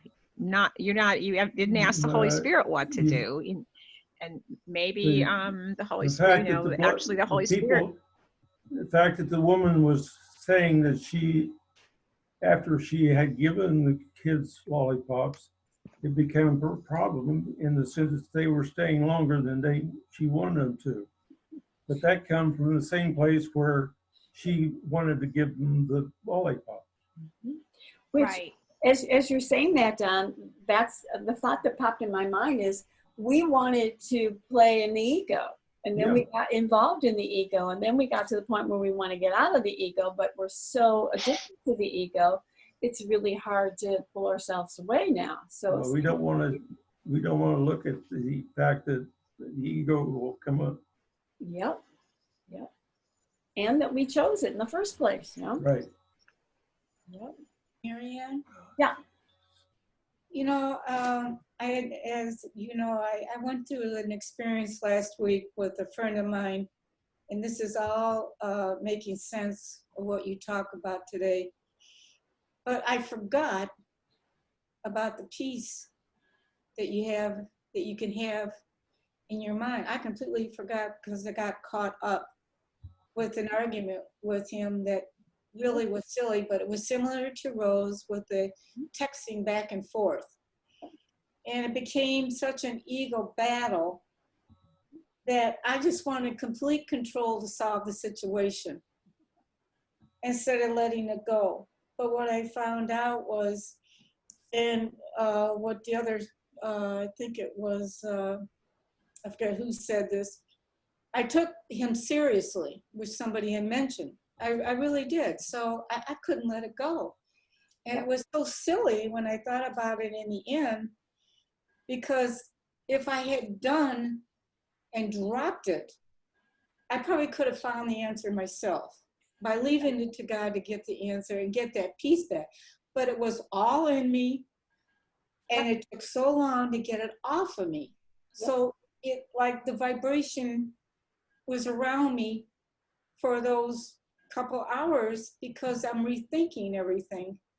Yep. And then I realized this isn't the way to go. This isn't what I've been taught. Right. And to let it go and to forgive. And that's my brother. So I need to look at myself and let this thing go and not take it seriously. Yep. But you also have to be very gentle with yourself, having become aware that you did respond in a way that you wish you hadn't, but not feel guilty about the fact that you did. Just simply bring it back to, oh, wait a minute, I want to align. And yeah, but be very aware the ego's ripe and ready for us to just slip in there as quickly as possible. And there's a beautiful line in the chorus where it says, it's not that you're never going to have those moments of reacting, it's that you don't choose to stay there any longer. So as you said, eventually I remembered, and so bring it back as soon as you remember. I like what Police said about having to stay with it. At the moment of heaven, just stay with it and observe it. Yeah. And I would have been better off. Yep. But I lost everything. Right. But also be very aware that is just a kind of a definition of the addiction to the ego. That's what it's all about. Kill or be killed. Keep this party going here, girl. That's your job here. And we've ordered that over and over and over and over and over. So the fact that you even got through it and then you remembered is a step in the right direction. Because before you would have gone on for weeks or months, I would guess. I know, I've heard it. Oh, yeah. And still do so. Bye, everyone. Bye, Jace. Good to see you. Bye, Jason. Bye-bye. Bye. I can't get it. Anybody can hear me? Yes. Yeah. My computer's working, not working right, so I have to Really? go off. Okay. Yep. We can hear you now, though. Bye. Were you going to say something before, Don? I kind of heard. No, I just wanted to let you Oh, okay. let you know that it's not working right. Okay. Well, you're working fine now, so. Okay. That's just like us. We're not working right. Yeah. And your relationship with your computer is the same as your brother and God and yourself, too. Evidently. Oh my gosh, you said a mouthful. Oh, Thank you. That's funny. yeah. See you next Just week. popped into. Go ahead, Don. Okay. Have a good one, Don. Good to see All you. right. Bye. Bye.